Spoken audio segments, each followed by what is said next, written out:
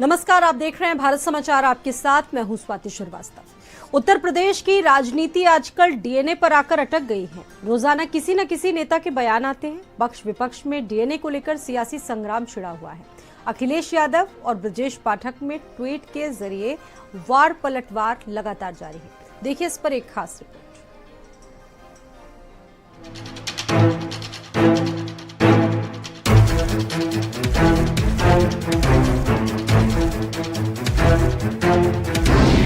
सियासी गलियारों में डीएनए की एंट्री। डीएनए से राजनीति का क्या लेना देना? पाठक अखिलेश में वार पलटवार। आजकल की राजनीति अहम मुद्दों से हटकर बेबुनियादी मुद्दों पर ज्यादा फोकस करती है। जाति, धर्म और तो और अब बात नेताओं के डीएनए तक पहुंच गई है। राजनीति में विरोध के नाम पर अभद्रता की नई परंपरा शुरू कर दी गई है। जी हां, समाजवादी पार्टी के मीडिया सेल के आधिकारिक एक्स अकाउंट से सूबे के डिप्टी सीएम ब्रजेश पाठक पर अभद्र टिप्पणी की गई, जिसमें उन पर बेहद ही अपमानजनक भाषा का प्रयोग किया गया। डीएनए पर बयानबाजी करने वाले ब्रजेश पाठक अपना डीएनए अवश्य चेक कराएं और सोशल मीडिया पर डालें। दरअसल उनका डीएनए उन्हें खुद नहीं पता कि उनका असली डीएनए किसका है। वो अपना डीएनए के रेगुलर कस्टमर से मिलाएं। इस अभद्र टिप्पणी के बाद समाजवादी पार्टी मीडिया सेल के आधिकारिक एक्स अकाउंट पर एफआईआर दर्ज की गई, जिसके बाद डिप्टी सीएम ब्रजेश पाठक ने सपा अध्यक्ष अखिलेश यादव को सवालों के कटघरे में खड़ा करके ट्वीट किया। अखिलेश जी, आपकी पार्टी की भाषा है। किसी के दिवंगत माता पिता के लिए शब्दों का ये चयन है। आप अपनी पार्टी को इस स्तर पर ले आएंगे? क्या आदरणीय डिम्पल जी इस स्त्री विरोधी और पतित मानसिकता को स्वीकार करेंगी? सोचिएगा। समाजवादी पार्टी और समाजवादी पार्टी के सभी नेता जिस तरह से गाली की राजनीति पे उतारू हो गए हैं, यह दर्शाता है कि समाजवादी पार्टी आने वाले समय में समाज पार्टी हो जाए। आज अखिलेश यादव जी अहंकार के रास्ते को चुन लिए हैं। वे और उनके पार्टी के जितने नेता हैं वो अहंकार की भाषा बोलते हैं कि अपने नेताओं के द्वारा बहुत सारे महापुरुषों को अपमानित कराने का कार्य करेंगे। निश्चित तौर पे जो मुद्दे की राजनीति छोड़कर गाली की राजनीति को अपना लिया है, उससे उम्मीद क्या कर सकते हैं। इसी बीच अखिलेश यादव ने एक्स के माध्यम से ब्रजेश पाठक को पत्र लिखकर सपा मीडिया सेल पर नाराजगी जताई और ये भी बोले कि हमने उन्हें समझा दिया है, लेकिन क्या आप भी अपनी भाषा पर लगाम लगाएंगे? आप पहले ऐसे नहीं थे। मेरे डीएनए पर टिप्पणी करना यदुकुल का अपमान है। भगवान श्री कृष्ण यदुकुल से थे। जिसने आपके बारे में ऐसा लिखा उसे समझा दिया गया है। वो ऐसी भाषा दोबारा नहीं दोहराएगा। जो जितने जिम्मेदार पद पे है उससे उतनी गंभीरता की आशा की जाती। डीएनए की चर्चा विधानसभा से लेकर सब जगह तक भारतीय जनता पार्टी के बड़े से बड़े नेता करते आए। ब्रजेश पाठक खुद ही दिन भर डीएनए की चर्चा करते हैं। ब्रजेश पाठक तो जिम्मेदार मंत्री हैं, अपने ऊपर मुकदमा क्यों नहीं लिखाते? इन नौजवानों को दिशा दे रहे हैं ब्रजेश पाठक जैसे गैर जिम्मेदाराना मंत्री, जो हाईलाइट होने के लिए अपनी लीडरशिप के सामने उल्टा सीधा बयान देते हैं। उनके हाईलाइट होने से उत्साहित होके छोटे कार्यकर्ता भी वही काम कर देते हैं। स्पेशल डेस्क, भारत समाचार।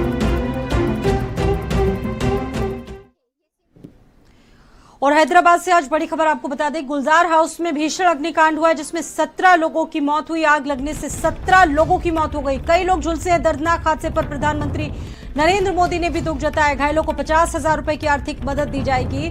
पीएमओ की तरफ से पोस्ट आया है। मृतकों के परिजनों को 2 लाख रुपए का मुआवजा दिया जाएगा।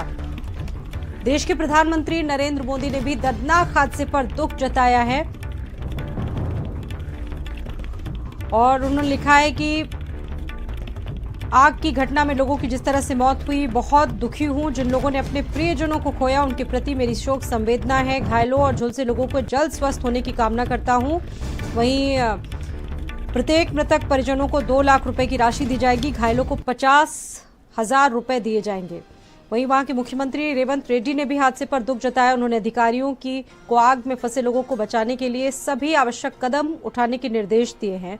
जिस तरीके से भीषण अग्निकांड हुआ, 17 लोगों की मौत हो गई है। प्रधानमंत्री नरेंद्र मोदी की तरफ से भी ये जो पोस्ट है वो किया गया है मृतकों के प्रति उन्होंने अपनी गहरी शोक संवेदना जाहिर की है और वहीं जो घायल इस अग्निकांड में हुए हैं उनके जल्द से जल्द ठीक होने की कामना भी उन्होंने की है। फिलहाल आपको बता दें कि रेस्क्यू बहुत तेजी से चल रहा है। गुलजार हाउस की बिल्डिंग में जिस तरीके से आग लगी है, 17 लोगों की मौत हुई है, कई लोग अभी भी गंभीर स्थिति में बताए जा रहे हैं। रेस्क्यू लगातार चल रहा है। ये स्थिति आप देखिए किस तरह की अफरा तफरी वहां पर मची हुई है। तमाम लोग आग लगने से गंभीर रूप से झुलसे हैं। तेलंगाना की राजधानी हैदराबाद में ये आगजनी की भीषण घटना घटी। चार मीनार के पास गुलजार हाउस बिल्डिंग में आग लगी और बच्चों और महिलाओं समेत 17 लोगों की इसमें मौत हो गई। वहीं मुख्यमंत्री रेवंत रेड्डी ने घटना पर गहरा शोक जताते हुए बचाव कार्य के अधिकारियों को निर्देश दिए और तेजी से रेस्क्यू लगातार किया जा रहा है। लेकिन जिस तरीके से आग वहां पर लगी, भीषण अग्निकांड हुआ, इस भीषण अग्निकांड में पहले तो संख्या 7 बताई जा रही थी, धीरे धीरे आंकड़ा बढ़कर अब 17 हो चुका है। इस वक्त लगभग 11 से ज्यादा दमकल की गाड़ियां मौके पर मौजूद हैं। फायर विभाग ने अब तक मृतकों की जो लिस्ट है वो जारी की है। बताया जा रहा है कि आग ग्राउंड फ्लोर पर लगी और देखते ही देखते जो ऊपरी माला था वहां तक आग पहुंच गई। और आप देखिए रेस्क्यू बहुत तेजी से किया जा रहा है। ज्वाला अधिकारी वो मौके पर मौजूद हैं और मुख्यमंत्री ने निर्देश दे दिए कि जल्द से जल्द इस घटना पर काबू पाया जा सके। 17 लोगों की मौत हो गई और जो फंसे हैं लोग, उन लोगों को बहुत तेजी के साथ सुरक्षित बाहर निकाला गया है। लेकिन जो ऊपरी मंजिल में लोग फंस गए थे उनको नहीं बचाया जा सका और उनका मृतकों का जो आंकड़ा है वो अब तक 17 बताया जा रहा है। कुल 20 लोगों को अस्पताल पहुंचाया गया। आप देखिए जिस तरीके से गुलजार हाउस है, चार मीनार के एकदम पास में स्थित है, जहां पर ये भीषण आग लगी थी और इस अग्निकांड में अब तक 17 लोगों की मौत हुई है। आग ने जिस तरीके से भीषण कोहराम मचाया, उसके बाद 17 लोग जिंदा जल गए। ऊपर के माले में सभी लोग बताया जा रहा है कि फंस गए थे, वहां तक टीम नहीं पहुंच पाई। हालांकि बहुत सारे लोगों को वहां से निकाल लिया गया है। इसमें कई लोग गंभीर रूप से झुलसे, जिनको तत्काल अस्पताल पहुंचाया गया।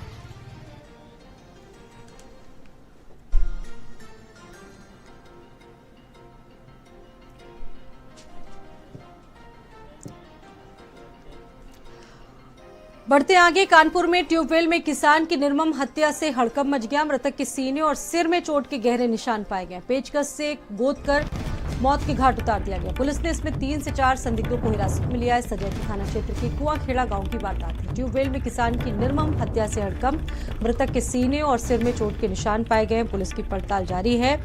बताया जा रहा है कि पेचकस से गोदकर मौत के घाट उतार दिया गया किसान को। हत्या क्यों और किसने की गई है अभी तक पता नहीं चल पाया। हालांकि शक के आधार पर 3 से 4 संदिग्धों को पुलिस ने अपनी कस्टडी में जरूर लिया है। उनसे पूछताछ पुलिस कर रही है। सजैती थाना क्षेत्र के कुआंखेड़ा गांव की ये वारदात है। ट्यूबवेल में किसान की निर्मम हत्या कर दी गई। कानपुर का ये मामला है। मृतक के सीने और सिर में गहरी चोट के निशान पाए जा रहे हैं। बताया जा रहा है कि आरोपियों ने पेचकस से गोदकर मौत के घाट उतार दिया। सजेती के कुआंखेड़ा गांव की वारदात है। किसान को क्यों और किसने मारा ये अभी तक पता नहीं चल पाया। अब तक कुल 4 संदिग्धों को पुलिस ने हिरासत में लिया है, जिनसे पुलिस की पूछताछ जारी है।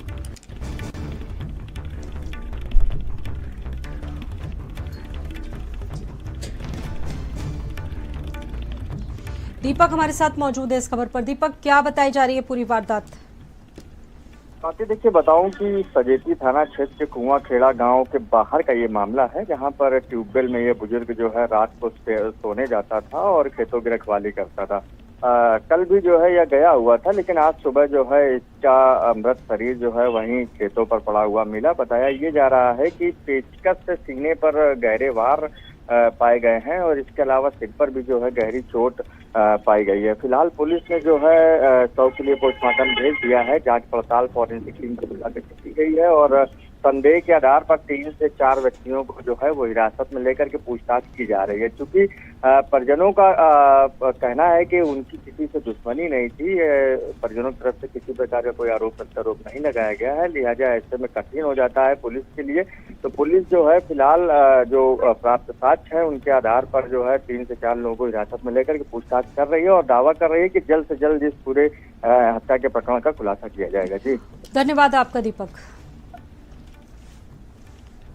पुलिस की जांच पड़ताल इस मामले में तेज हो चुकी है। पुलिस का ये दावा है कि जल्द से जल्द इस मामले में आरोपियों को पुलिस पकड़ेगी और पूरा मामला स्पष्ट हो पाएगा। पेचकस से गोदकर किसान को मौत के घाट उतारा गया है। अब से 3 से 4 जो संदिग्ध लोग हैं उनको पुलिस ने हिरासत में लिया है, जिनसे पूछताछ जारी है। अगली खबर बदायूं से है, जहां पर संदिग्ध अवस्था में युवक के हाथ में गोली लगी। भाई के दोस्त पर गोली मारने का आरोप है। जंगल में सोते वक्त गोली मारने का आरोप है। बिलसी थाना क्षेत्र के उलैया गांव की घटना है। संदिग्ध परिस्थितियों में युवक के हाथ में गोली लगी है। युवक की स्थिति गंभीर है। भाई के दोस्त पर ही गोली मारने का आरोप है।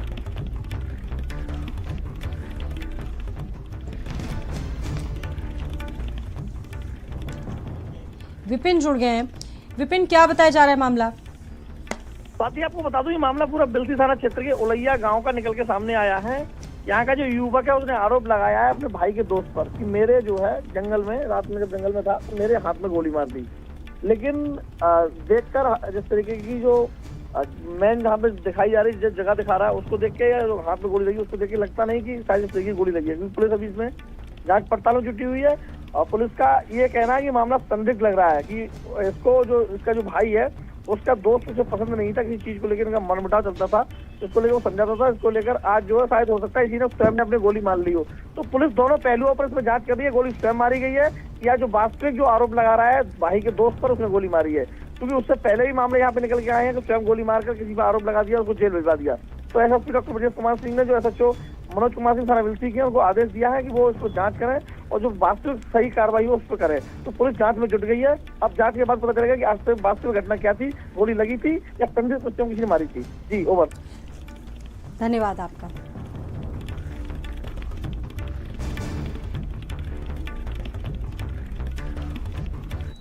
उन्नाव से अगली खबर आपको बता रहे हैं। तेज रफ्तार रोडवेज बस कंटेनर से जा टकराई। बस में सवार तकरीबन 17 यात्री इसमें घायल हो गए। दिल्ली से लखनऊ जा रही थी रोडवेज की ये बस। 5 घायलों को जिला अस्पताल रेफर किया गया, जबकि अन्य घायलों का स्थानीय अस्पताल में ट्रीटमेंट चल रहा है। बांगरमो कोतवाली के सुल्तानपुर गांव में यह हादसा हुआ है। 17 यात्री इसमें घायल हुए। दिल्ली से लखनऊ जा रही थी रोडवेज की बस। उस दौरान सुल्तानपुर गांव में हादसा हुआ। आप देखिए बस के परखच्चे उड़ गए। आगे से 5 घायलों को जिला अस्पताल रेफर कर दिया गया है, उनको ट्रीटमेंट देने के बाद, जबकि अन्य घायलों का स्थानीय अस्पताल में उपचार चल रहा है। कुल 17 लोगों के गंभीर रूप से घायल होने की खबर आ रही है।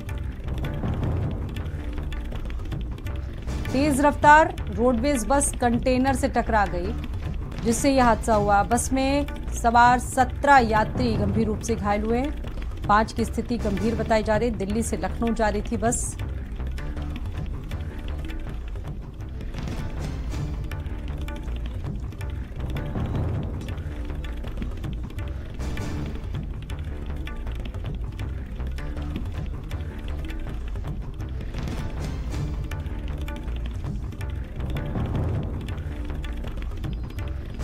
तेज रफ्तार रोडवेज बस हादसे का शिकार हुए। 17 यात्री इसमें घायल हुए हैं।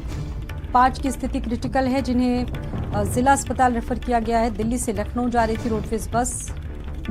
घायलों को जिला अस्पताल रेफर किया गया है। संकल्प हमारे साथ मौजूद हैं। संकल्प, क्या अपडेट है इस हादसे को लेकर? 17 लोग घायल हुए हैं, क्या अपडेट है? संकल्प, क्या अपडेट है इस पूरे मामले को लेकर? देखिए साथी, बांगरमो कोतवाली क्षेत्र के सुल्तानपुर गांव के पास की घटना है, जहां दिल्ली से लखनऊ जा रही केसरबाग डिपो की जो बस थी वो अनियंत्रित होकर एक कंटेनर से जा टकराई है, जिसमें सवार कई यात्री जो है लगभग जो 17 यात्री थे वो गंभीर रूप से घायल हुए, जिनमें 5 लोगों की हालत जो है वो गंभीर है। इन्हें उपचार के लिए अस्पताल में भर्ती कराया गया है, जिला अस्पताल रेफर कर दिया गया है। इसके अलावा जो 12 अन्य घायल यात्री थे उन्हें जो है स्थानीय स्वास्थ्य केंद्र में भर्ती करके उनका इलाज चलाया जा रहा है। घटना की जानकारी के बाद जो टीम थी, पुलिस टीम पहुंचती है मौके पर, यूपीडा की टीम पहुंचती है और कहीं न कहीं जो रेस्क्यू करके जो घायल होते हैं उनको बाहर निकाला जाता है। क्षतिग्रस्त वाहनों को हाईवे से हटा करके उन्हें किनारे किया जाता है और घायलों को उपचार के लिए अस्पताल में भर्ती कराया। फिलहाल अभी लैंडर पूरे घायलों को उपचार के लिए अस्पताल में भर्ती कराएगा और पुलिस मामले की घटना की जाँच कर रही है। चलिए, बहुत धन्यवाद आपका संकल्प। 17 यात्री इसमें गंभीर रूप से घायल हुए, जिनको अस्पताल में भर्ती कराया गया है। 5 घायलों को जिला अस्पताल रेफर किया गया है और इन वाहनों की दशा देखकर समझा जा सकता है कि कितना भीषण यह हादसा हुआ, जिसमें कई लोग जख्मी हुए। वहीं श्रावस्ती में भी बोलेरो अनियंत्रित होकर सड़क पर जा पलटी। 6 लोग इसमें गंभीर रूप से घायल हो गए। एक युवक की हालत गंभीर है। तिलक समारोह से लौट रहे थे सभी लोग। फैजाबाद से गाड़ी वापस जा रही थी भिनका। नवीन मॉडर्न के पुजारी पुरवा के पास हादसा हुआ है, जिसमें 6 लोग गंभीर रूप से घायल हैं। एक युवक की हालत गंभीर है।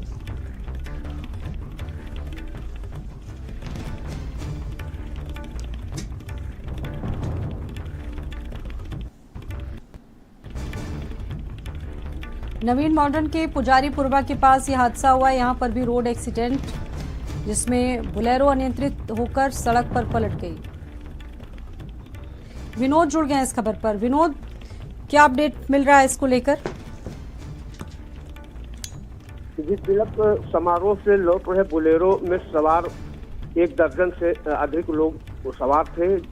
अचानक वो गाड़ी सड़क पे पलट गई, जिसमें 30 वर्षीय युवक की हालत बेहद नाजुक बताई गई है। प्राथमिक उपचार के बाद इनको मेडिकल कॉलेज के लिए रिफर कर दिया गया है। तो पुलिस को सूचना हुई, मौके पर पहुंचकर पुलिस ने हर पहलुओं की जांच में जुट गई है। जी, धन्यवाद आपका।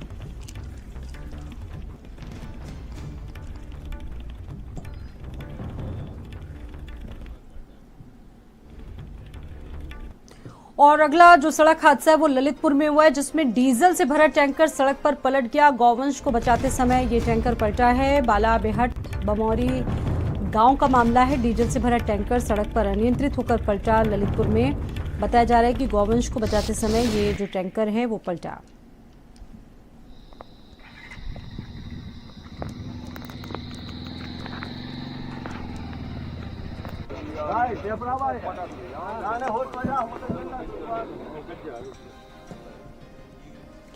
संजीव नामदेव जुड़ गए हैं। संजीव, क्या अपडेट है इसको लेकर? स्वाति जी, आपको बता दूं पूरा मामला बालाबेट थाना क्षेत्र के बमौरी बंसा का है, जहां पर डीजल से भरा हुआ एक टैंकर सड़क पर आए गोवंश को बचाते समय अनियंत्रित होकर पलट गया था। वहीं बछड़े की चपेट में आने से उसकी बछड़े की मौत हो गई थी। वहीं बताया गया कि पूरा जो टैंकर था वह डीजल से भरा हुआ था। अगर इसमें किसी कारण से अगर आग लग जाती तो इस जो गांव है उसमें भीषण आग लग देखने को भी मिल सकती थी।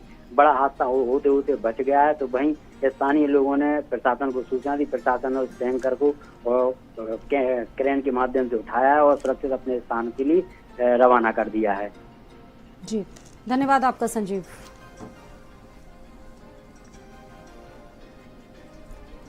वहीं लखनऊ में भी अनियंत्रित ई रिक्शा ने खड़े ई रिक्शा को जोरदार टक्कर मार दी, जिसमें ई रिक्शा पर बैठी सवारी घायल हो गई। अस्पताल में भर्ती कराया गया। ट्रैफिक पुलिस और स्थानीय लोग मौके पर पहुंचे। पुलिस भी पहुंची। ई रिक्शा चालक को हिरासत में लिया गया है। पूछताछ चल रही है। इंदिरा नगर थाने के खुर्रम नगर चौराहे की घटना है ये।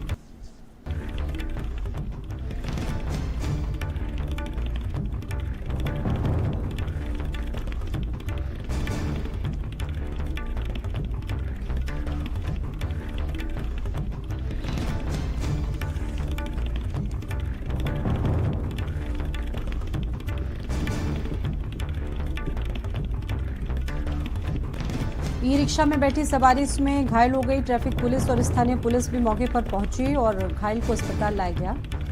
ई रिक्शा से यह हादसा हुआ है। ई रिक्शा चालक को पुलिस ने कस्टडी में लिया है। पूछताछ चल रही है। इंदिरा नगर थाने के खुर्रम नगर चौराहे की घटना है।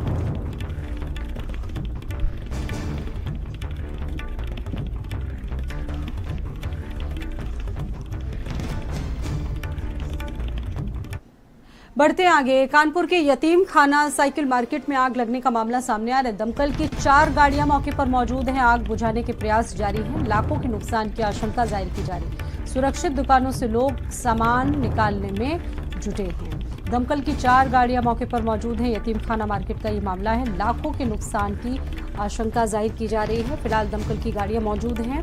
आग पर तेजी से प्रयास पाए जा रहे हैं। वहीं लोग सामानों को निकालने में लगे हुए हैं। यतीम खाना साइकिल मार्केट का ये पूरा मामला है।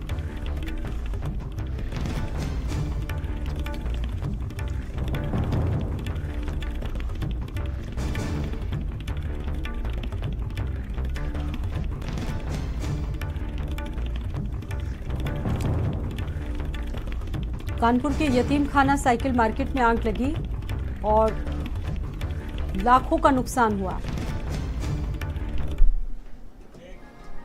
रायबरेली में दो पक्षों में जमकर मारपीट हुई। पूर्व प्रधान के लड़कों की दबंगई देखने को मिली। लड़कों ने 4 लोगों पर हमला किया। 4 लोग इसमें घायल हुए। जिला अस्पताल रेफर किया गया।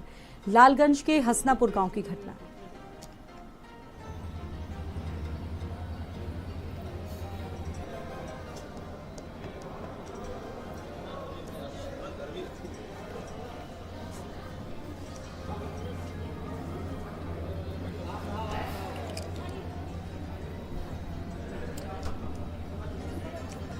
बरेली में झोला छाप डॉक्टर की लापरवाही से युवती की मौत हो गई। बाजार गई युवती, अचानक उसकी तबीयत बिगड़ी थी। झोला छाप ने उपचार के नाम पर ग्लूकोज चढ़ा दिया। रेफर करने पर उपचार के दौरान युवती की मौत हुई। मीरगंज थाना क्षेत्र के मीरगंज बाजार की घटना। बाजार गई युवती की अचानक हालत बिगड़ी। झोला छाप डॉक्टर ने उपचार के नाम पर ग्लूकोज चढ़ा दिया, जिसके बाद हालत बिगड़ती गई और जब रेफर किया गया दूसरे अस्पताल, तब तक युवती की मौत हो चुकी थी। मीरगंज थाना क्षेत्र के मीरगंज बाजार का ही मामला है।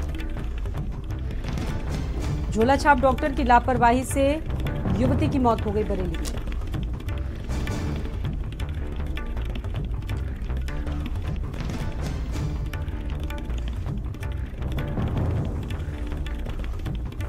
ग्लूकोज चढ़ा था और जब हालत बिगड़ी, उसके बाद जब रेफर किया गया युवती को, तब तक उसकी मौत हो चुकी थी।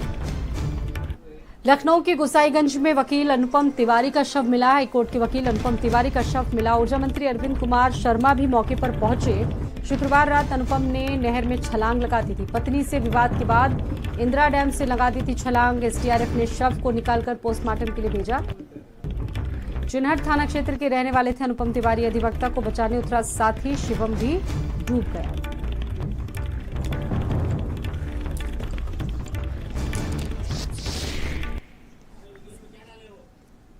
वकील अनुपम तिवारी का शव जिस तरीके से मिला है, जो बचाने पहुंचा था साथी शिवम, वो भी डूब गया।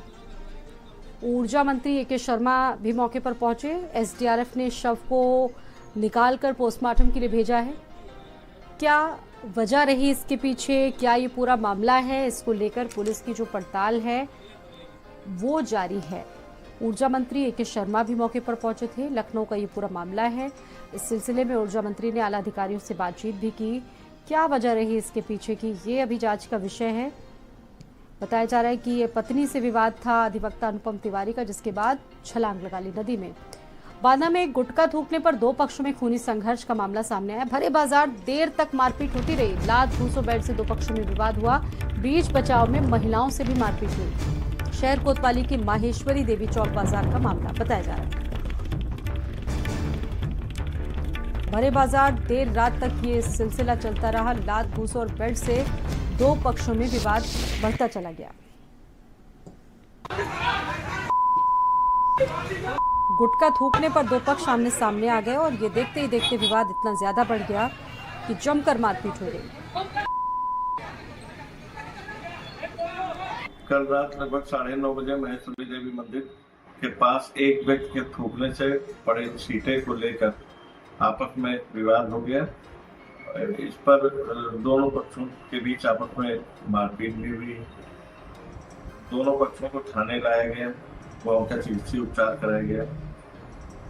दी गई तहरीर के आधार पर विधिक कार्रवाई की जा रही।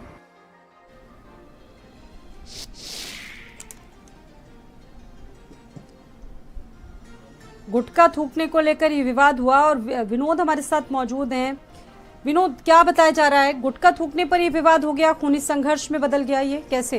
जी देखिए, बिल्कुल मैं आपको बता दूं कि गुटखा थूकने को लेकर के दो पक्षों में खूनी संघर्ष हुआ है और ये पूरा मामला शहर कोतवाली इलाके के मस्जिद देवी चौराहे का है, जहाँ पर एक घंटों वहाँ पर मारपीट चलती रही दो पक्षों में। सिर्फ ये था कि किसी ने गुटखा खा करके थूका और वो जो थूक के छींटे थे वो किसी सामने वाले व्यक्ति के ऊपर पड़ गए और उसी को लेकर के आपसी बहसाबाजी हुई। बहसाबाजी के दौरान वहाँ मारपीट शुरू हो गई और मारपीट को किसी ने सोशल मीडिया पर बना करके उसका वीडियो भी वायरल कर दिया। हालांकि पुलिस ने वहाँ पर तहरीर ले लिया दोनों पक्षों से और तहरीर लेकर के दोनों पक्षों पर कार्रवाई करने में जुटी हुई है। फिलहाल अब यह देखना कि जिसको चोटें ज्यादा आई हैं वहाँ पर धारदार कुछ हथियार भी ऐसे थे जिनसे एक पक्ष पर काफी मारपीट की गई है और उसके लगभग 26 से 27 टाके भी लगाए गए हैं, जो भयानक अस्पताल में अभी तक भर्ती थी। चलिए, बहुत धन्यवाद विनोद आपका जानकारी देने के लिए। रात लगभग 9:30 बजे महेश्वरी देवी मंदिर के पास एक व्यक्ति के थूकने से पड़े सीटें। बढ़ते आगे, सहारनपुर में छात्राओं की तबीयत बिगड़ने का मामला सामने आया है। कस्तूरबा गांधी बालिका आवासीय परिसर में इनकी तबीयत बिगड़ी थी। छात्राओं को बुखार जुकाम की शिकायतें थी। वहीं बीएसए ने कस्तूरबा विद्यालय भैंसराव का निरीक्षण किया। छात्राओं को अभी सीएचसी फतेहपुर में लाया गया। वहीं स्वास्थ्य विभाग की जांच रिपोर्ट सामने आ गई है। फूड पॉइजनिंग से नहीं हुई थी तबीयत खराब। लापरवाह कर्मचारियों के खिलाफ आगे की कार्रवाई की जाएगी। बीएसए की तरफ से बयान सामने आया है। बीएसए खुद मौके पर पहुंचे थे निरीक्षण करने के लिए। अब सीएचसी फतेहपुर में इनको ले जाया गया जहां इनका ट्रीटमेंट चला। वहीं स्वास्थ्य विभाग की रिपोर्ट भी सामने आ चुकी है जिसमें फूड पॉइजनिंग तो नहीं बताई जा रही है तबीयत खराब होने की वजह, लेकिन विभागीय जो जांच है वो की जाएगी लापरवाह कर्मचारियों के खिलाफ।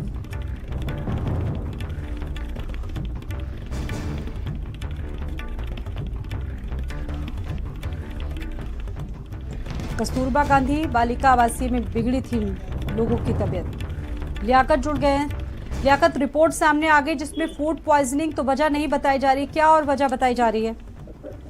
देखिए साथ आपको मैं बताऊं, कस्तूरबा विद्यालय भैंसराव का मामला था, जनपद सहारनपुर में ही आता है। यहाँ पे कुछ छात्राएं थी जिन्हें बुखार और अन्य दिक्कतें हुई थी, जिसके कारण उनको सीएचसी फतेहपुर में ले जाया गया था, जहाँ डॉक्टरों ने उनका इलाज किया था। उसके बाद उनको घर भेज दिया गया था। लेकिन इसमें आशंका थी कि फूड पॉइजनिंग के चलते बच्चियों की तबीयत खराब हुई है। लेकिन जो स्वास्थ्य विभाग की रिपोर्ट आई है उसमें आया है कि फूड पॉइजनिंग के कारण इनकी दिक्कतें नहीं थी। इनको नजला, खांसी, जुकाम की दिक्कत थी और एक बच्ची को दस्त लगे थे, जिसके चलते उनका इलाज किया गया और उनको घर भेज दिया गया। लेकिन जो यहाँ की जिला बेसिक शिक्षा अधिकारी हैं कुमारी कोमल, उन्होंने देर रात निरीक्षण भी यहाँ का किया है और जो वहाँ के कर्मचारी हैं उनको हिदायत दी गई है कि किसी भी तरीके से बच्चों के साथ खाने में सौतेला व्यवहार ना हो या किसी तरीके से वहाँ लापरवाही ना बरती जाए। अगर लापरवाही करते वो दिखेंगे तो उनके खिलाफ कार्यवाही की जाएगी। जी धन्यवाद लियाकत आपका।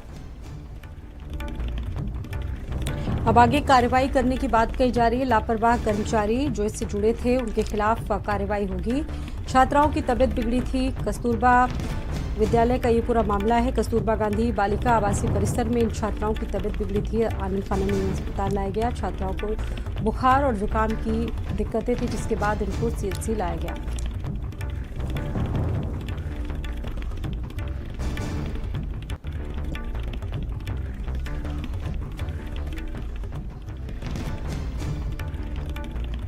अगली खबर रायबरेली से। सड़क निर्माण में भ्रष्टाचार का खेल जारी है। ठेकेदार अधिकारियों की मिलीभगत से भ्रष्टाचार हुआ है। ग्रामीणों ने विरोध करके सड़क निर्माण कार्य को रुकवा दिया। गुणवत्तापूर्ण तरीके से कार्य किए जाने की मांग की गई। ग्रामीणों ने हाथों से सड़क उखाड़कर ये वीडियो बनाया। पीडब्ल्यूडी विभाग के द्वारा निर्माण करवाया जा रहा है। डलमऊ जगतपुर मार्ग स्थित झराहा जाने वाली सड़क का मामला है।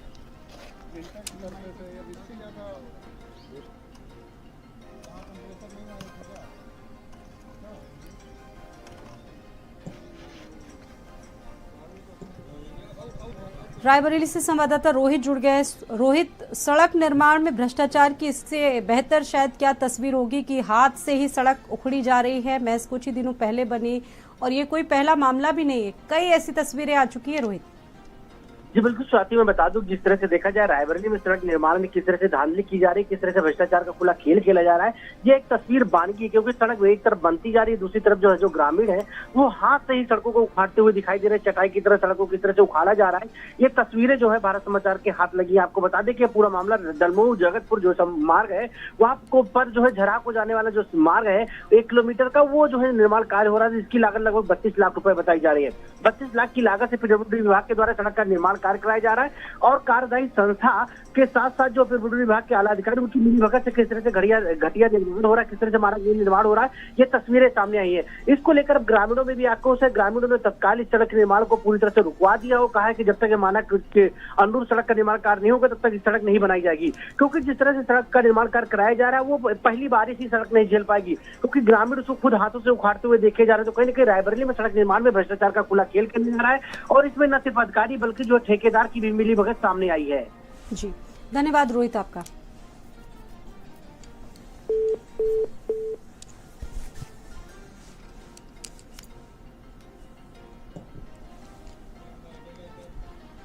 बुलंदशहर में खुर्जा विकास प्राधिकरण क्षेत्र में अवैध निर्माण और अधिकारियों को कर्मचारियों की मिलीभगत से अवैध निर्माण चल रहा है। बिना नक्शा पास कराए ही बनाए जा रहे हैं अवैध निर्माण। खुर्जा सिटी स्टेशन रोड पर धड़ल्ले से अवैध निर्माण चल रहा है। अधिकारियों और कर्मचारियों की मिलीभगत से अवैध निर्माणों को लगातार किया जा रहा है। बिना नक्शा पास कराए ही इस तरह के जो अवैध निर्माण है आपको चारों तरफ दिख जाएंगे। खुर्जा सिटी स्टेशन रोड पर इन दिनों अवैध निर्माण जिस तरीके से चल रहा है, विभागीय लापरवाही और सब जगह जिस तरीके से शहमात का खेल चल रहा है, अधिकारियों और कर्मचारियों की मिलीभगत से अवैध निर्माण लगातार जारी, लेकिन इस पर अभी तक विभागीय नजर नहीं गई है। बिना नक्शा पास कराए बगैर ही अवैध निर्माण धड़ल्ले से बनवाए जा रहे हैं। बुलंदशहर के खुर्जा विकास प्राधिकरण क्षेत्र में ये अवैध निर्माण इन दिनों जमकर हो रहा है।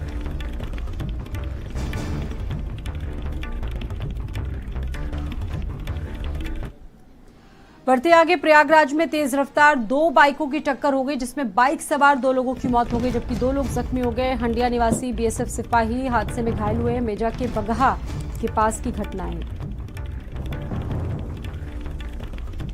बाइक सवार 2 लोगों की मौत हुई जबकि 2 लोग इसमें जख्मी बताए जा रहे हैं। हंडिया निवासी बीएसएफ सिपाही भी हादसे में गंभीर रूप से जख्मी हो गए, चोटिल हुए हैं। धीरेन्द्र हमारे साथ मौजूद हैं इस खबर पर। धीरेन्द्र, कैसे यह हादसा हुआ? देखिए, तेज रफ्तार 2 बाइक सवार आ रहे थे और आपस में ये अनियंत्रित होकर आपस में लड़ गई है, जिसमें मौके पर एक बाइक पर 2 लोग थे, दोनों की घटनास्थल पर मौत हो गई। दूसरा सिपाही दूसरे जो बाइक पे सवार 2 युवक थे, वो हड़िया इलाके के रहने वाले थे। एक आर्मी का जवान बताया जा रहा है, बीएसएफ का जवान बताया जा रहा है। दोनों को गंभीर चोटें आई हैं दुर्घटना में। उनको इलाज के लिए अस्पताल में भर्ती कराया गया है। इधर पुलिस जो 200 थे जो दुर्घटना में इनकी मौत हुई है, उनको पीएम के लिए पीएम हाउस भेज दिया गया है। धन्यवाद धीरेन्द्र आपका। तेज रफ्तार 2 बाइकों की भीषण टक्कर और इसमें बाइक सवार 2 लोगों की मौत हो गई जबकि 2 लोग गंभीर रूप से जख्मी हैं। 2 लोगों की इस हादसे में मौत हो गई। हंडिया निवासी बीएसएफ सिपाही भी इस हादसे में गंभीर रूप से जख्मी हुए। बढ़ते आगे, अमेरिका से मैनपुरी आई एक महिला ने मुकदमा दर्ज करवाया। सोशल मीडिया पर मिली थी जान से मारने की धमकी। पोर्टलैंड में रहने वाली ललिता देवी ने दर्ज करवाई थी शिकायत। शरद यादव के खिलाफ कुरावली थाने में शिकायत दर्ज करवाई थी।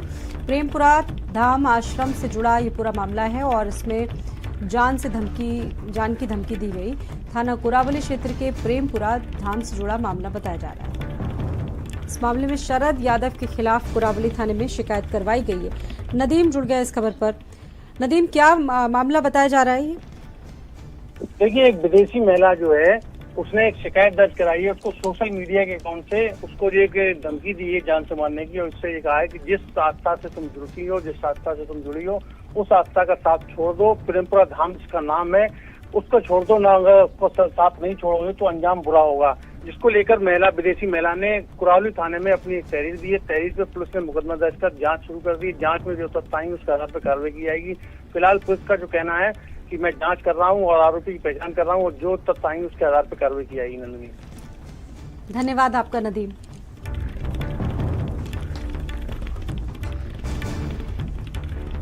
सोशल मीडिया पर जान से मारने की धमकी मिली थी। फिलहाल पुलिस तक ये मामला पहुंचा है, शिकायत हुई है, पुलिस कार्रवाई करने की बात कर रही है। पोर्टलैंड में रहने वाली ललिता देवी ने इस मामले में अब शिकायत दर्ज करवाई है शरद यादव के खिलाफ।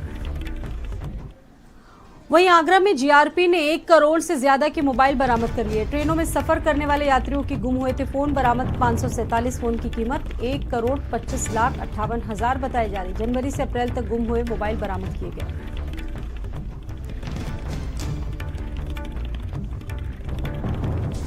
इन फोनों की कीमत 25 लाख 58 हजार बताई जा रही है। जनवरी 4 महीनों में 546 मोबाइल बरामद किया गया है। अनुभाग में सभी थानों ने किया है। ये कुछ उत्तर प्रदेश के जनपदों से, कुछ जो है बाहर अदर स्टेट से बरामद किए गए हैं। इनकी अनुमानित कीमत 1 करोड़ 25 लाख 58 हजार रुपए। एटा से अगली खबर है। बुजुर्ग का पेड़ से लटका हुआ शव मिला है। 62 वर्षीय बुजुर्ग सुबह घर से निकला था। पुलिस फॉरेंसिक टीम जांच में जुटी है। कोतवाली जैतरा क्षेत्र के नगला सुमरत गांव का मामला है। बुजुर्ग व्यक्ति का शव बरामद हुआ है। 62 वर्षीय बुजुर्ग सुबह अपने घर से निकले थे और उसके बाद उनका शव बरामद हुआ। वहीं पुलिस और फॉरेंसिक टीम मौके पर पहुंची, जांच पड़ताल जारी। कोतवाली जैत्रा क्षेत्र के नगला सुमृत का मामला है।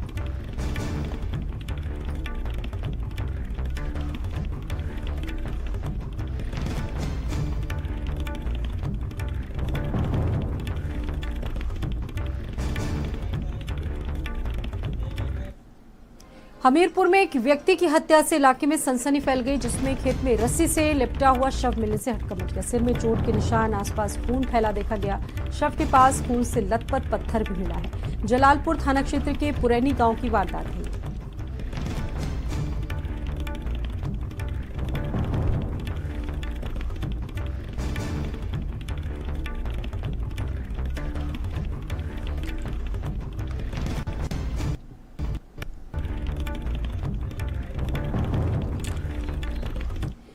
और अगली खबर है बिजनौर से। लाठी डंडों से जमकर मारपीट हुई। बारात देखने को लेकर ये विवाद हुआ। कई लोग घायल हुए। वीडियो वायरल, लेकिन अभी तक पुलिस ने कोई कार्रवाई इस मामले में नहीं की।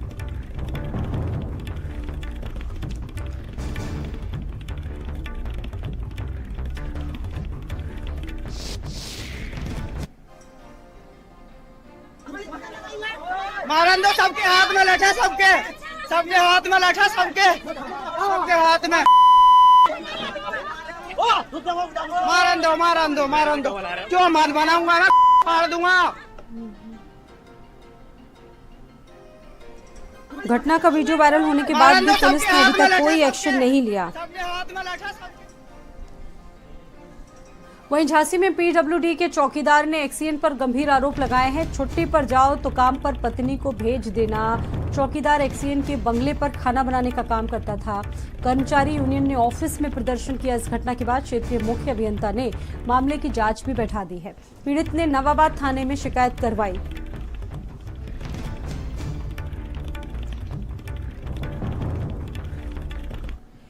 उन्नाव में हसनगंज एसडीएम की कुर्सी पर बैठकर रील बनाने का मामला सामने आया। युवराज सिंह नाम के युवक ने रील बनाई थी। रीलबाज ने इंस्टा पर वीडियो अपलोड किया। वीडियो कुछ महीने पहले का बताया जा रहा है। हसनगंज तहसील का मामला है।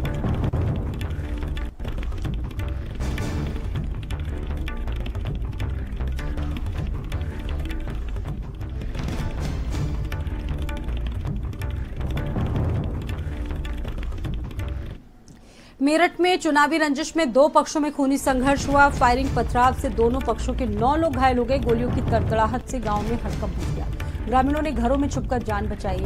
सालों से प्रधानी चुनाव को लेकर ये रंजिश चली आ रही थी। पुलिस ने दोनों पक्षों के 4 लोगों को गिरफ्तार किया। एक व्यक्ति की सट्टा तो दूसरे पक्ष ने रंगदारी की तहरीर दी है। फलवदा थाना क्षेत्र के महलका गाँव में वारदात घटित हुई।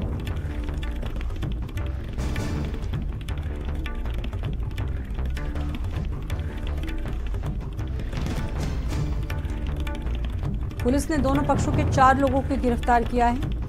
एक की सट्टा तो दूसरे पक्ष ने रंगदारी की तहरीर दी।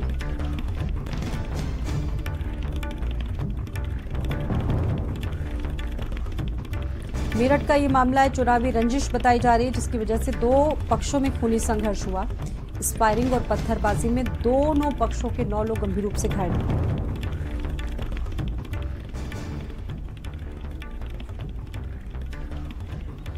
शुएब जुड़ गए हैं।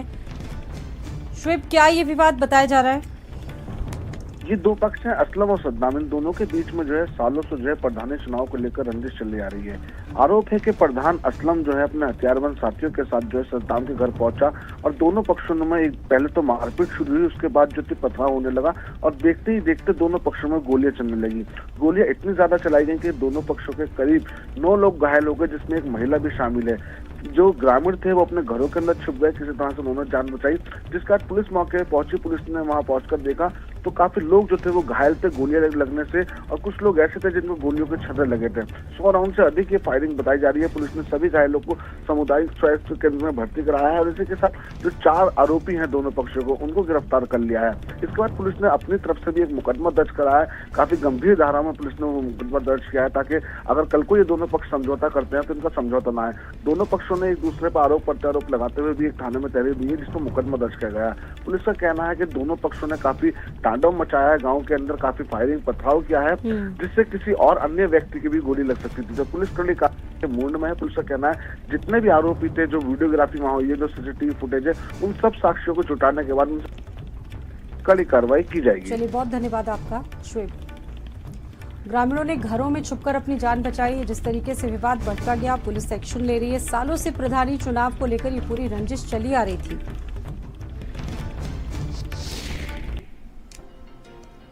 महलका गांव में पुरानी रंजिश को लेकर एक ही समुदाय के दो पक्ष आमने सामने आ गए और भिड़ गए। दोनों पक्षों द्वारा एक दूसरे पर पथराव और लाठी डंडे चलाए गए, फायरिंग की गई। इस घटना में कुछ लोग घायल हुए हैं, जिन्हें उपचार हेतु अस्पताल भेजा गया, जिनमें सभी की हालत सामान्य है। और दोनों पक्षों द्वारा दी गई तहरीर के आधार पर एक पक्ष से 6 लोगों के खिलाफ और दूसरे पक्ष से 8 लोगों के खिलाफ नामजद मुकदमा दर्ज किया गया है।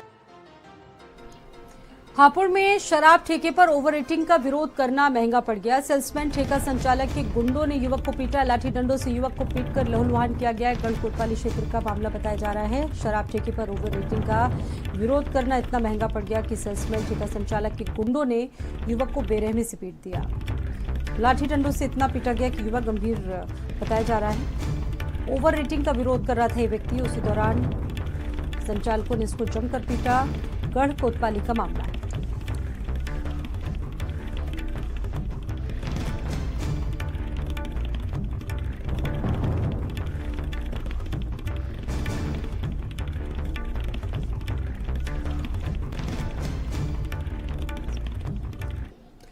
रामपुर में पटाखे की दुकान से खरीदे ड्रम में विस्फोट हो गया, जिसमें एक व्यक्ति की उपचार के दौरान मौत हो गई।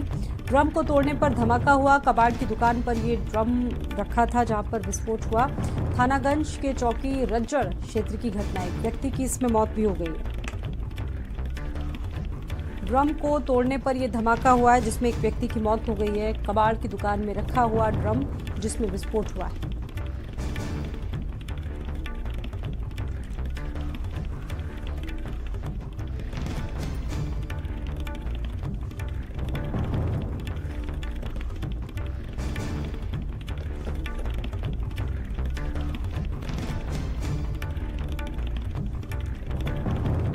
खबरों में फिलहाल इतना ही। बने रहिए भारत समाचार के साथ। आप देख रहे हैं भारत का सर्वश्रेष्ठ न्यूज चैनल